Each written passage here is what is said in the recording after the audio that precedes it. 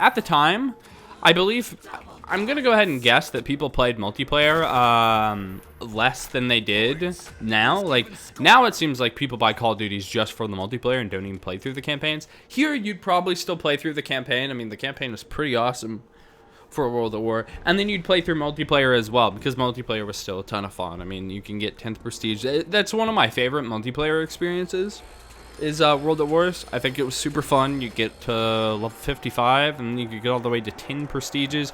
I remember wanting to get the flamethrower so bad. It wasn't even that good online, but I remember seeing someone running around with it, and I'm like, if I can do that, I know exactly how I want to play the map. I know what I can do to figure this out.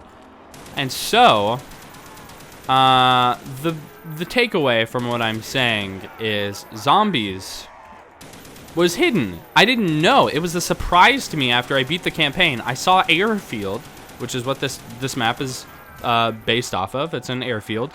And so I saw the map, and I see that... Ooh, we gotta buy this. This is getting a little sketchy. Well, that sucks. I wanted to show you a strat. But now I cleared the debris. I mean, now I'll just have to say, hey, guys, pretend that that's gone. So it's not really a big deal.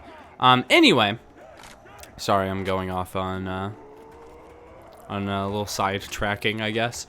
What I want to say is I beat the campaign, and then this new mode is here, and I'm like, what? What is this?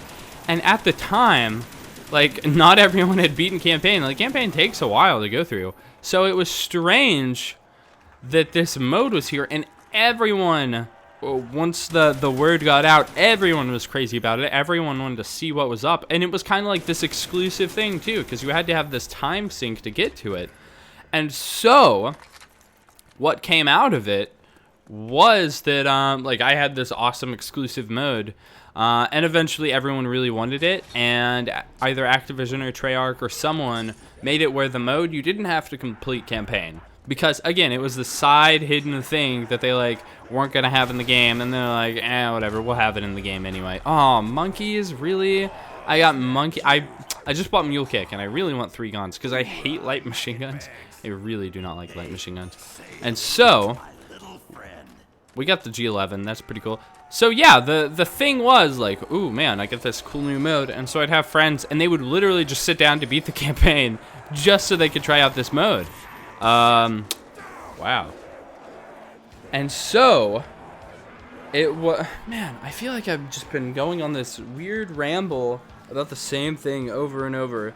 Let me recap, let me think, because this map is actually pretty hard. This map is very basic. It was the first one that they threw out, and they didn't really, I don't think they knew how popular this would get and how quickly it would become more popular. So, of course, in the next DLC, they included more and more stuff. So, now I'm just going to kind of talk about this map specifically, and I'm going to show off Nacht Der Untoten. So, you'd have wall guns. Those were really crazy.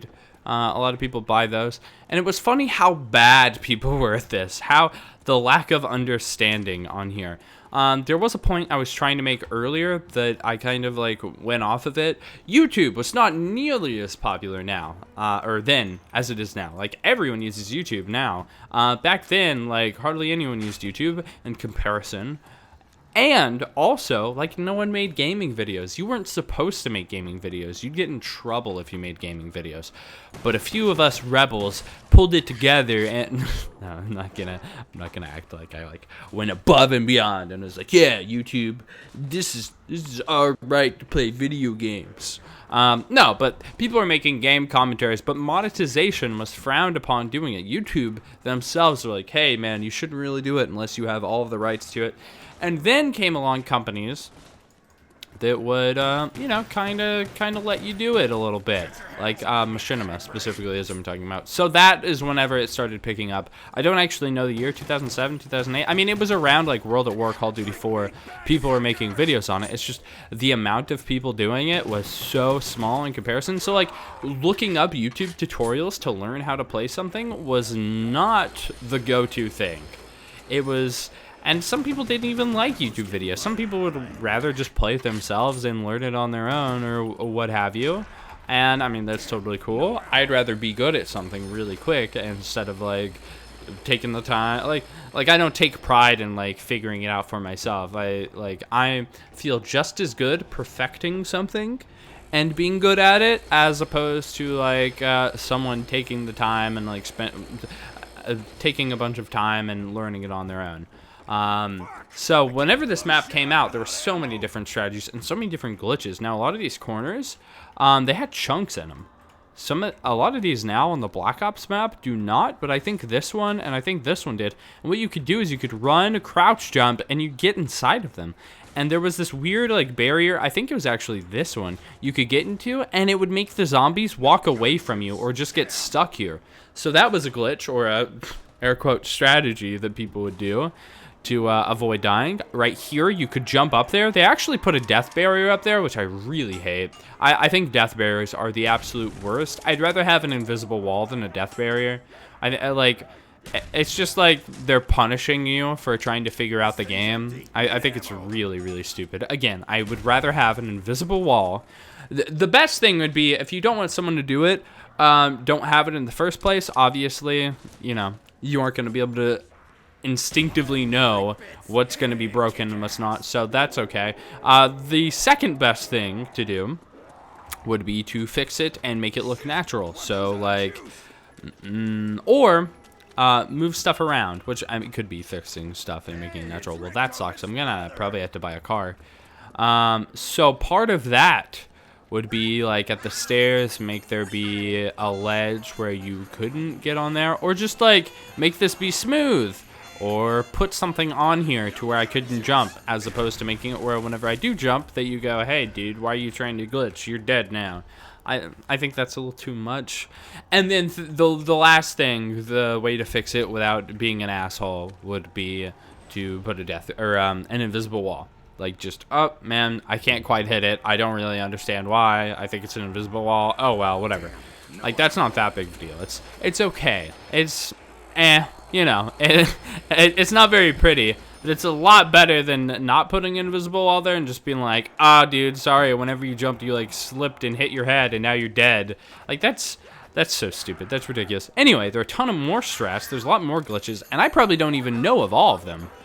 Upstairs, there's a place where you can buy grenades. What you could do is if you ran and slid, you would be able to position yourself in a way in which you would get stuck underneath the grenades. Where you buy them? Ooh, I need to get away. And so, whenever you were underneath where the grenades were, the zombies wouldn't be able to hit you. They would think that you're part of the grenades, I'm assuming, is what would happen there.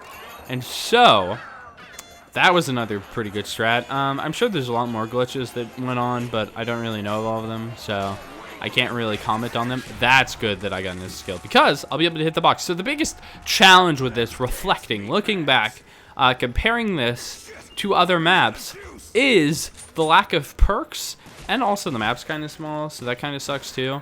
But yeah, the lack of perks is a huge thing. Again, on the Black Ops version, there's Mule Kick, but there's no Jug, there's no, you know, there's nothing. There's no Double Tap, no Speed Cola, no Stamina Up, no PhD, which those weren't even, like, the normals. For a while, there were just 4.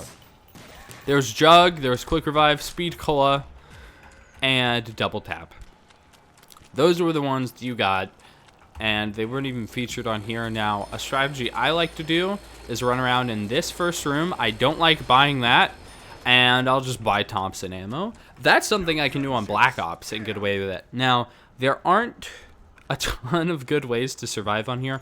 On World at War, I think I'd actually get the flamethrower and the Thompson, and I'd flamethrower them up, and then I'd run around, and then I'd shoot them with the Thompson. But that is a strategy I learned later on.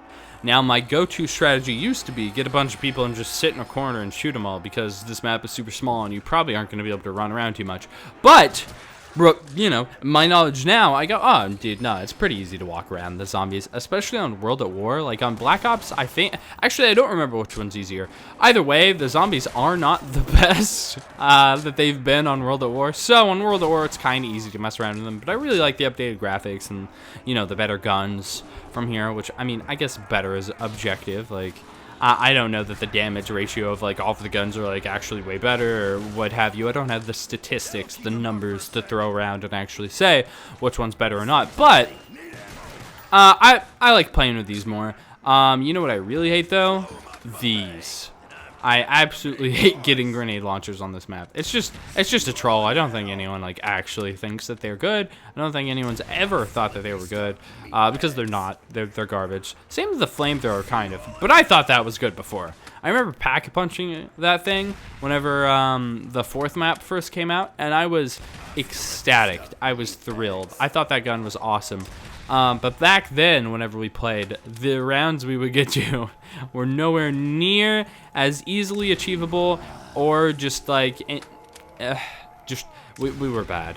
There wasn't a widespread of knowledge of how to be good. I don't think that really came along until Black Ops, where people would be like, oh, hey man, I've invested a bunch of time into this, and now I'm going to show you how to do it.